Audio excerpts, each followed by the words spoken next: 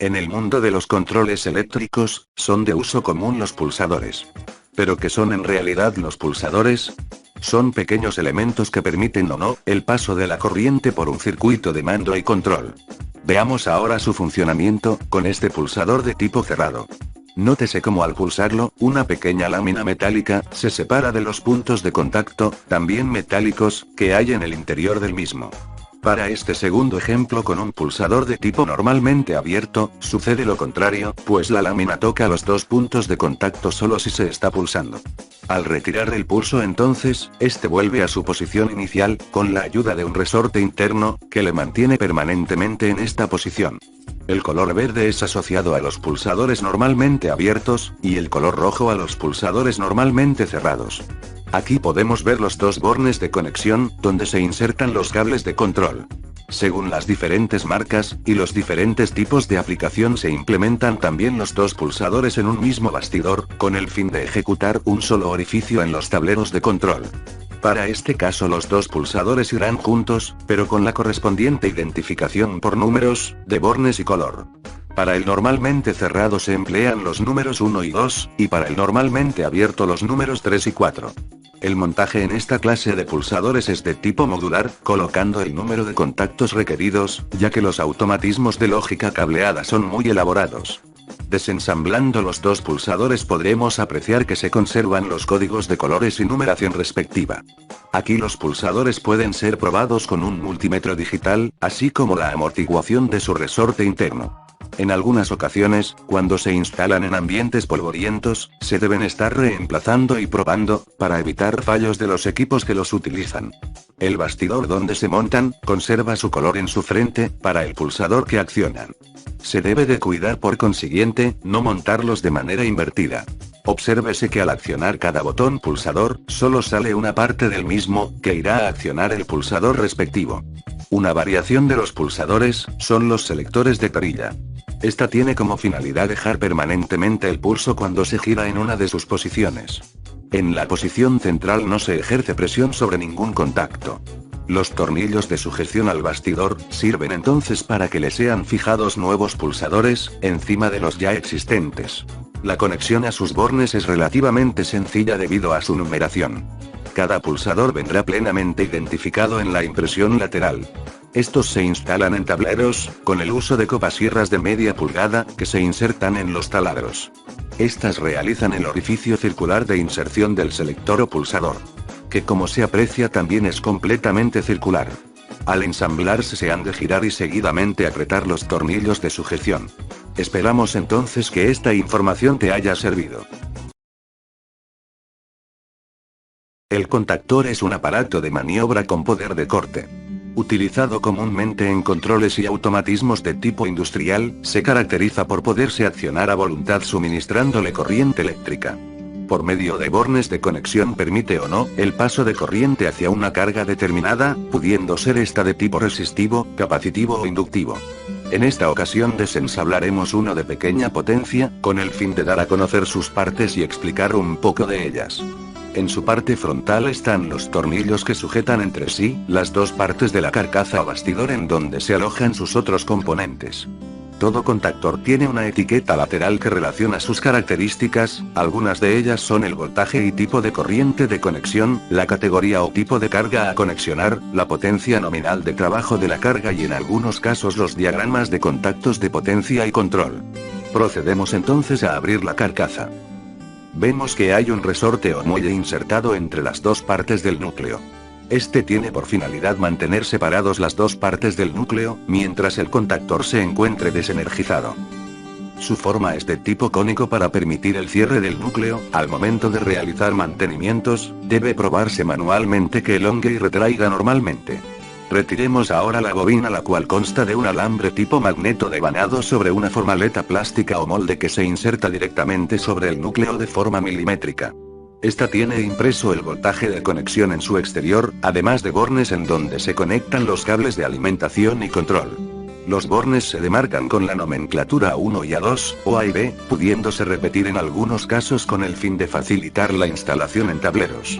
La bobina forma parte del circuito electromagnético junto con el núcleo. Este se compone de dos partes, una fija y una móvil. La parte fija estará atrás, y al igual que la móvil tiene forma de letra E, el núcleo presenta varias chapas de acero al silicio apiladas y remachadas entre sí. En sus extremos se instalan dos espiras o anillos de desfasaje, que tienen la función de eliminar el ruido, cuando el contactor se alimenta con corriente alterna. Al energizar la bobina, esta crea un campo magnético, que establece un camino cerrado por las dos partes del núcleo. Estas entonces se unirán fuertemente venciendo el resorte y cerrando los contactos móviles contra los contactos fijos. Veamos entonces cómo se sacan los contactos. Inicialmente se deben de retirar las protecciones de plástico en donde se demarca la nomenclatura que identifica cada contacto según sea abierto o cerrado. Estos son los bornes de los contactos. En este punto se retira el tornillo, que sujeta los cables que alimentan el contactor y seguidamente se saca, haciendo palanca hacia arriba, aunque en otros modelos de mayor potencia, existen tornillos que sujetan desde el interior. Los contactos son las partes de mayor trabajo y desgaste en el contactor debido a los constantes arcos eléctricos. Es por esto que el material del cual están compuestos, son aleaciones a base de plata, cadmio, níquel y paladio, que además ofrecen buena resistencia mecánica. Todo contactor posee un juego de contactos fijos y móviles. Estos últimos vendrán montados en la armadura, que se compone de una pieza plástica o en fibra de vidrio, sujeta a la parte móvil del núcleo y en donde se montan los contactos llamados móviles.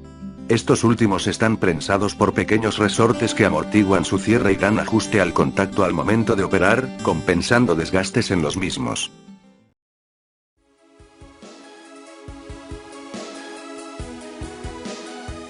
El relé térmico bimetálico es un aparato que se utiliza en controles eléctricos para proteger motores en diversas potencias.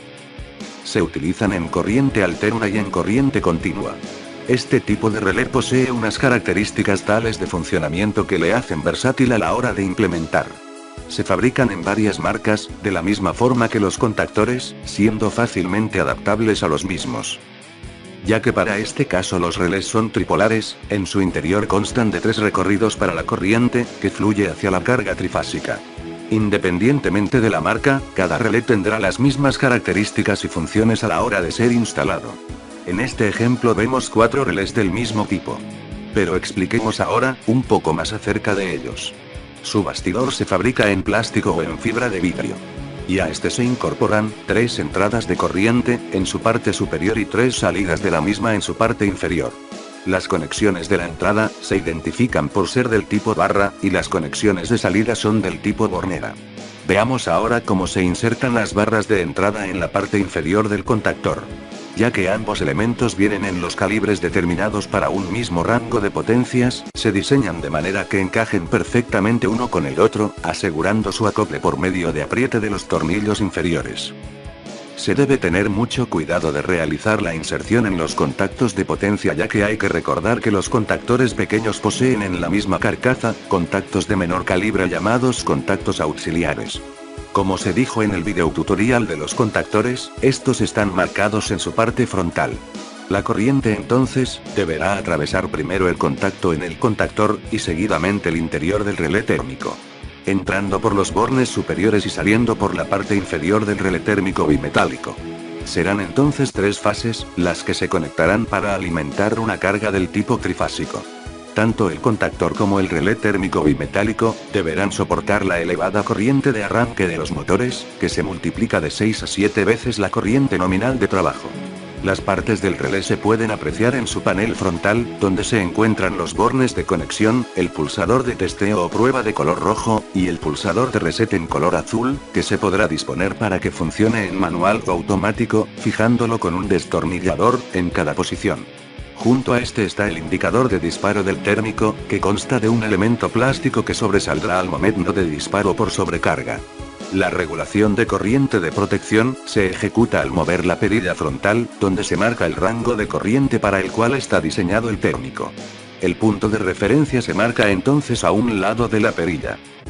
Los contactos de conexión, normalmente abiertos o cerrados, se identifican por los números 95 y 96 para el cerrado y 97, 98 para el abierto.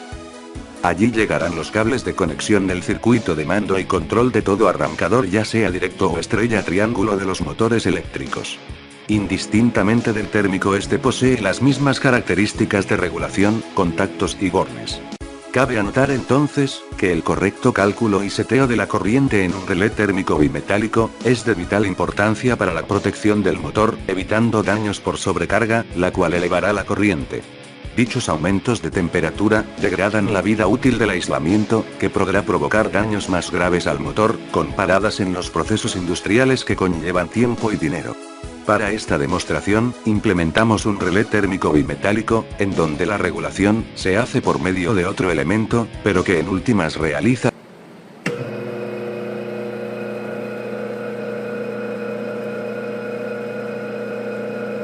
Podemos verificar que ele já está atuando. Olha só as ligas, começando a envergar. Atuou.